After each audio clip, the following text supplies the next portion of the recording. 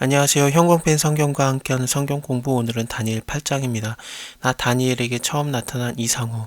저번에 그 벨사살 왕 원년에 다니엘이 환상을 받지 않습니까? 네 마리의 짐승이 바다에서 올라오는 걸 봤는데 그때 뭐 대단한 것들을 봤죠. 일단 예수님을 본 것 같기도 합니다. 인자와 같은 이가 하늘의 구름을 타고 와서 예적부터 항상 계신 자에게 나와 그 앞에 인도됨에 이런 얘기도 있었고요. 내가 보았는데 왕자가 놓이고 예적부터 항상 계신 이가 좌정하셨는데 그 옷의 희기는 눈 같다. 그 머리털은 깨끗한 양털 같다. 예수님의 모습이 분명하거든요. 그래서 엄청난 환상을 봤는데 그 후로 2년 후에, 그러니까 벨사살 왕 3년에 다시 한번 이상이 나타납니다. 내가 이상을 보았는데 내가 그것을 볼 때 내 몸은 엘람도 수산성에 있었다. 수산성은 메데랑 바사 제국에서 바사 제국의 수도가 되는 곳이기도 합니다. 지금 현재 벨사살 왕 때니까 아직까지 바벨론 왕 때 이 환상을 본 거거든요. 바벨론 제국이 무너진 다음에 메데랑 바사 제국이 일어났을 때 바사 제국의 수도가 수산성이었습니다. 대표적인 게 그 아하수에로 에스더서에 나오죠. 그 사람도 수산성에 있었어요. 내가 이상을 보기는 을레 강변에 있으니라. 이 을레 강변은 수산성하고 굉장히 가까운 강변입니다.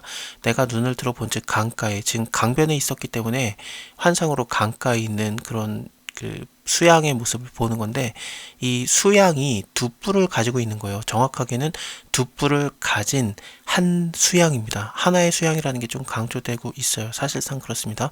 그래서 하나의 양이지만 두 뿔을 가졌기 때문에 어떤 그 두 나라가 합쳐진 듯한 메드랑 바사 제국을 얘기하는 겁니다. 그 제국이 같이 있었으니까. 그래서 여기 뿔이 왕이다라는 것은 7장 24절에서 그 열뿔은 이 나라에 일어날 열왕이다라고 했기 때문에 뿔을 왕으로 보는 것은 다니엘서 7장과 8장을 연결해서 볼 때 좋은 해석이라고 볼 수 있을 것 같습니다. 이 두 뿔이 있다 하지만 하나의 제국으로 같이 있는 겁니다. 그 두 뿔이 다 길어도 한 뿔은 다른 뿔보다 길었다. 그 긴 것이 나중에 난 것이다. 이 더 긴 뿔, 그러니까 더 강한 왕은 고레스 왕을 얘기하는 것 같습니다. 고레스 왕에 대한 얘기는 10장에서 잠깐 언급이 됩니다. 10장에 보면은 바사 왕 고레스 3년에라고 나오죠. 꽤나 강했던 왕입니다. 그래서 더 긴 뿔이라고 얘기가 되고 있고요. 내가 본즉 순양이 서쪽과 북쪽과 남쪽을 향해서 받으나 이게 들이받는 건데 그것을 당할 짐승이 하나도 없다. 그래서 메드랑 바사 제국이 이 서북 그리고 남으로 굉장히 좀 크게 확장을 해 갔거든요. 바벨론 제국보다도 영토가 2배 정도 크기로 성장을 했었다라고 합니다. 그것을 당할 짐승이 하나도 없고 그것이 임의로 행하고 스스로 강대하더라.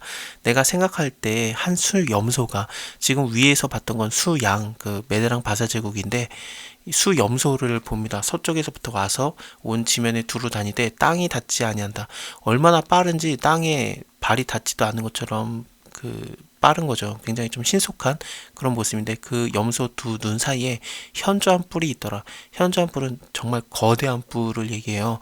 이 뿔은 알렉산더 대왕을 얘기합니다. 헬라 제국이 일어났을 때 알렉산더 대왕이 모든 나라 점령하고 다녔던 거, 그리고 굉장히 좀 빠른 기동력을 갖고 있었던 거, 그런 것을 표현하고 있습니다. 이 짐승들에 대한 얘기에 대해서는 자세하게 가브리엘 천사가 나타나서 다 설명을 해줄 겁니다. 그래서 20절을 보면 네가 본바 뿔을 가진 순양은 메데랑 바사의 왕들이다. 그래서 이 양, 그것은 메데아 바사 제국을 얘기하는 거고, 그리고 염소가 방금 올라오지 않았습니까? 그것은 헬라의 왕이다. 두 눈 사이에 큰 뿔이 있는데 그것은 첫째 왕이다.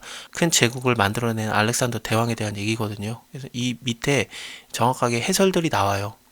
그리고 헬라 제국 때 굉장히 좀 신속하고 빨랐다라는 것은 7장에서도 나옵니다. 7장에서 표범과 같은 것이 있는데 등에 새 날개 넷이 있다라고 했거든요. 굉장히 좀 빠른 신속한 모습이고 그 짐승에게 머리 넷이 있다라고 했고 또 머리 넷이 권세를 받았다라고 했기 때문에 나라가 넷으로 나눠지는 듯한 느낌이 있어요.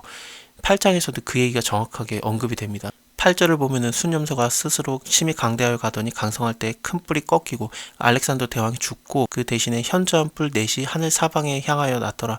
네 개의 나라로 조각조각 나눠지는 거, 그것을 표현하고 있습니다. 일단은 다시 6절로 돌아오면은 이 메데랑 바사 제국과 그리고 굉장히 좀 빠른 헬라 제국이 붙어요. 근데 당연히 어떻습니까?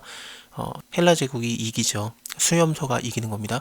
그것은 수염소인데 헬라 제국 두 뿔을 가진 순양 메데랑 바사 제국 내가 본바 강가에 섰던 양에게로 나아가되 분노한 힘으로 그것에게 달려가더니 내가 본즉 그것이 수염소 헬라 제국이 순양에게 메대랑 바사 제국에게 가까이 나아가서는 더욱 성내어서 그 순양을 쳐서 두 뿔을 꺾으나 순양에게는 그것을 대적할 힘이 없으므로 그것이 순양을 땅에 엎드러뜨리고 짓밟으나 능히 순양을 그 손에서 벗어나게 할 자가 없다.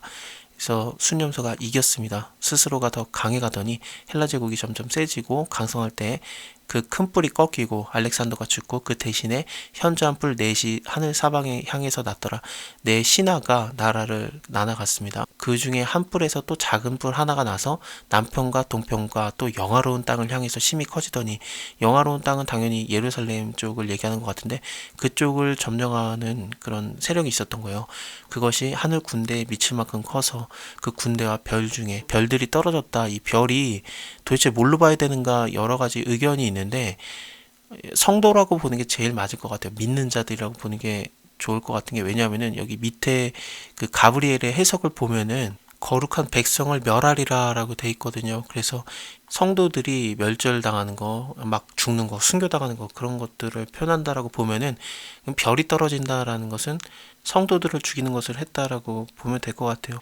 역사적으로 이런 사람이 실제로 있었다고 합니다. 안티오코 에티파네스라는 사람이 일어나서 뭐 예루살렘 쪽을 멸망시키고 밟고 다니고 그랬다라고 하는데 이제 그의 죽음도 굉장히 좀 끔찍했대요. 내장을 벌레가 파먹어서 죽였다라고 나오거든요. 그 사람이 결국에는 죽을 건데 사람 손에 깨져지는 게 아니다라고 나와요.